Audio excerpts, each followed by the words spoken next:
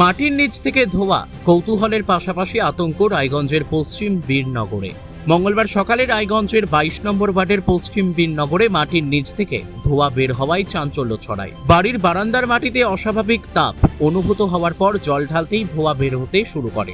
ঘটনায় স্থানীয় বাসিন্দাদের মধ্যে কৌতূহলের পাশাপাশি আতঙ্ক তৈরি হয়। স্থানীয়দের দাবি, ওই জায়গার নিচে কোনো সেপটিক ট্যাঙ্ক বা বিশেষ খোদাই করা অংশ নেই। খবর পেয়ে ঘটনাস্থলে পৌঁছে পরিস্থিতি খতিয়ে দেখে দমকল বিভাগের আধিকারিকরা।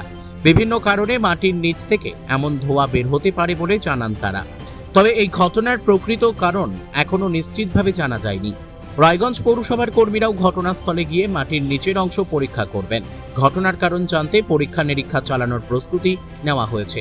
রহস্যজনক এই ধোঁয়ার উৎস জানতে এখন দমকল ও পৌরসভার তদন্তের দিকেই তাকিয়ে এলাকাবাসী। আপনার নাম এবং কি দায়িত্বে আছেন? আমার নাম জয়ন্ত কুমার ঘোষ, আমি রায়গঞ্জ ফায়ার স্টেশন লিডার পদে কর্মরত আছি। বললাম আজকে এই যে রায়গঞ্জের বন্দরে এসেছেন, কি কারণে? বন্দরে আসার মানে আমাদের অফিসে ফোন করলো যে এখানে ভদ্রলোক নাম আপনার অচিন্ত কুণ্ডু, আমি নাম বাবু সাহা ভদ্রলোক উনি ফোন করেছিল অফিসে যে আপনার এই ওয়ার্ডে ওই বাড়ির থেকে ধোঁয়া বাড়াচ্ছে। তো আমরা যথারীতি আমরা দেখলাম, হ্যাঁ ধোঁয়া বার হচ্ছে। এটা ন্যাচারালি আমরা অনেক জায়গায় এরকম ফায়ার অ্যাটেন্ড করছি, ওই ভিতরে গ্যাসের জন্য ওটা হয়ে থাকে। আমরা আমাদের জল দিয়ে আমরা আগুনটা মানে ধোঁয়াটা বন্ধ করেছি। তো এখন পৌরসভার থেকে আপনার ইসে আসছে, লেবার আছে, এটা ভাঙুক, দেখি ভিতরে কি আছে। তো হঠাৎ এই মাটির নিচে থেকে ধোঁয়া বেরোচ্ছে, কি কারণে বলে কিছু জানতে পারলেন? না, এখনও জানা যায়নি, সঠিক মানে তদন্ত না হওয়া পর্যন্ত বলতে পারছি না, কারণ ওই ভিতরটা ওই আপনার স্ল্যাব না ভাঙা পর্যন্ত বলতে পারছি না এখন। আমার নাম অমিত কুমার সাহা। কি হয়েছে আপনার বাড়িতে?